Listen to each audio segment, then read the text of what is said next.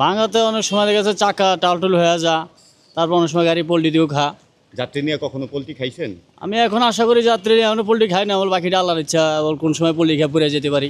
তেতাল্লিশে ওইখান থেকে কাজ হয়, ওই তারা কাজ শেষ করে মনে করে যেটা তো 44-এ তারা ওইখান থেকে কাজ করে ওই রোডটা এই জায়গাটা এইভাবে পড়ে থাকে। আচ্ছা, আপনারা এই দুর্ভোগের শিকার কতদিন ধরে হচ্ছেন? এটা প্রায় 10 বছর ধরে প্রতিনিয়ত। এই যে এখানে বড় গর্ত হয়েছে, হঠাৎ করে মনে করে একটা মোটরসাইকেল পড়ে জায়গা, একটা গাড়ি পড়ে জায়গা, টের পানা কোনটা পড়ে জায়গা। অনেকে জানানো হয়েছে, ঠিক আছে, জানানো হয়েছে, তারপরও করা হয় না।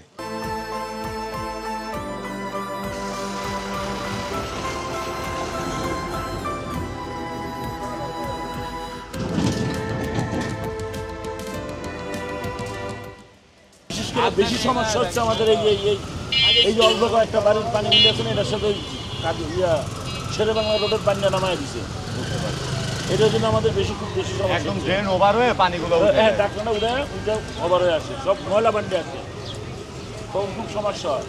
দেখেন আমি এখন আসছি, আমি 10 টাকা রিক্সা দিয়ে মুছে দিচ্ছি, কারণ এই পানি পাড়ায় নামাজ হবে না।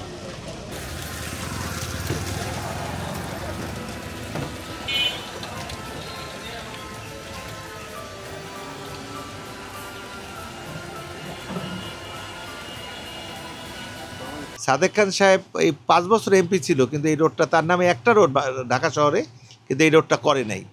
আর এখন এই রোডটা মানে আমার মনে হয় গ্রামেগঞ্জ এত খারাপ রোড নাই, এক হাঁটু পানি সবসময়ই থাকে, আর একটা গাড়ি পড়লে পর খাদায় উঠতে পারে না।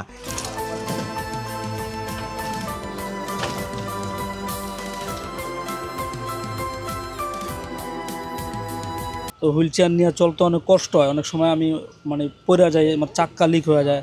তারপরে আমি একদিনকে পড়ে যাওয়ান ধরছিলাম, ওই জায়গাটা ভাঙাটা অনেক গর্ত ছিল, গর্তের ভিতরে পড়ে যাওয়ান ধরছিলাম।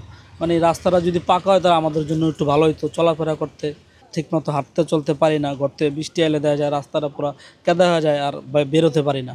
এই জন্য আমাদের রাস্তাটা যদি পাকা হইতো তাহলে আমাদের জন্য আর কি ভালো হতো। কতদিন যাবত এই দুর্ভোগ? এটা অনেক দিন দামায়, তার নাহলে বছর 8-10 বছরের মতন এরকম হইব। কোনো কাজ হয় না? না, কোনো কাজ হয় না। এই যে কিছুদিন আগে এই সামনেরটা পাকা হয়েছে, কিন্তু এটা হয় নাই।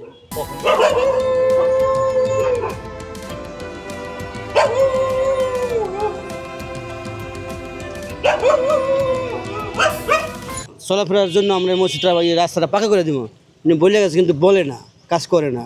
আজ প্রায় বিগত 12-13 বছর ধরে এই অবস্থায় আমাদের নামাজ পড়তে আসতে কষ্ট, এবার সাধারণ জনগণের কষ্ট, চলাফেরা মানে বিপদে অনেক কষ্ট, মানে এরকম কষ্ট। এবার ঢাকা সিটি তার কোনো রাস্তা আসছে করে আমার সন্দেহ আছে।